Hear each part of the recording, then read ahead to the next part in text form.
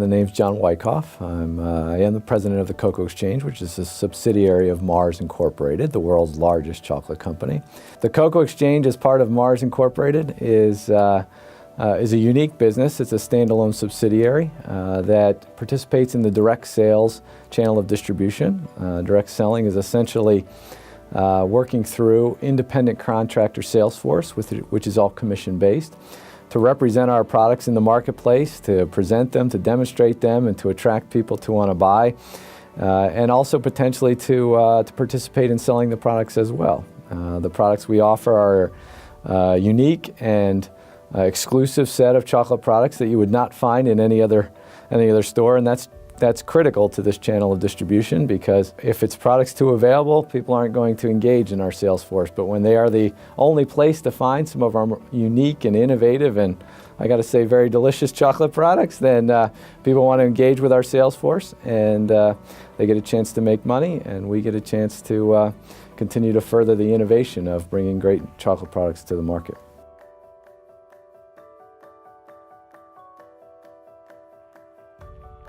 One of the most unique stakeholders I think we have is our stakeholders within our supply chain, particularly our cocoa supply chain.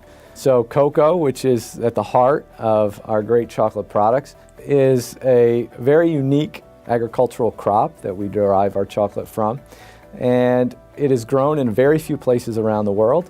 And the people that grow our cocoa generally are very small family farmers who sometimes struggle to make ends meet and to be able to provide for their families by the operations of their farm. And so probably our most unique stakeholder is our cocoa farmers, and particularly those in West Africa, where the majority of our cocoa is grown, in the countries of the Ivory Coast and Ghana. And in particular, beyond that, one of the key stakeholders are the female cocoa farmers. The vast majority of the work done on cocoa farms is done by the female members of the household, particularly the mother within the farm. And so our opportunity to engage with them more directly, to help them to improve their yields, to improve their income, and improve the prospects that not only will they find a thriving, economically sustainable livelihood by growing cocoa, but that they will pass that on to the next generation as well. And unless we can make that viable for them, it will be a challenge to our supply chain, for years to come. And hence, we've partnered with the CARE organization, an NGO that works directly in country with our female cocoa farmers in Africa, with a village savings and loan program to help provide them with the financial means necessary for them to improve their farms, to expand their farms, to improve their incomes, and ultimately then improve their lives. And when they're thriving, they produce more cocoa that helps our business to be able to produce great chocolate, which allows us at the Cocoa Exchange to give economic opportunities for women here in the United States. Our sales force is 99% women. And so it gives them economic opportunities. And so we have this beautiful, virtuous cycle of stakeholders, because if you remember, the first stakeholder I talked about was our curator sales force. The last one I talked about was our female cocoa farmers in West Africa. And when they are both thriving, it's a beautiful symbiotic relationship where the female cocoa farmers thrive, they produce great cocoa and more cocoa, which we translate into great chocolate products, which we give to our sales force to sell. They sell the products, they earn an income, and that gives us the financial resources to invest back into even helping further into our supply chain, our female cocoa farmers, and you have this beautiful virtuous cycle that really is what's really special about the Cocoa Exchange.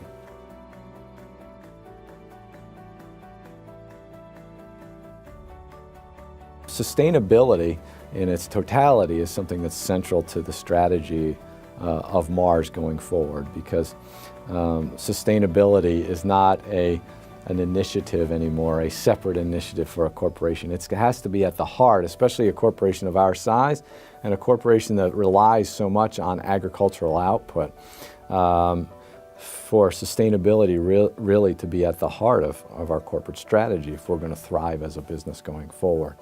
As it translates down into the Cocoa Exchange, particularly in the cocoa itself, one of the big revelations is that or realities, I guess I would say, is that the demand for cocoa is increasing at a rate which we've not seen in a long time, particularly because the developing markets throughout the world have gotten their first taste of chocolate. And many of them had never tasted chocolate before. And you and I both know that once you taste chocolate for the first time, you're hooked.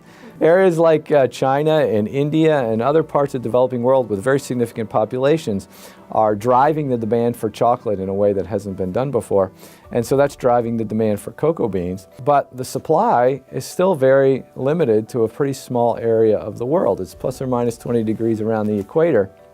And so when you have this imbalance between demand and supply, there's a big opportunity to not only create the environmental conditions for cocoa to thrive, but also the economic conditions for those that supply cocoa. One of the things that we realized early on is if we're going to improve the economic conditions in those cocoa growing regions, we needed to get resources to the women, because there tend to be those that you get the best incremental benefit from investing in them, because the vast majority of what you invest in them will go into helping the farm, helping the family to thrive versus going to themselves.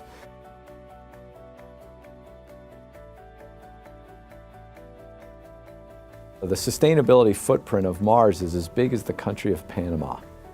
So just one company, as big as we are, has the impact, the sustainability impact of an entire country.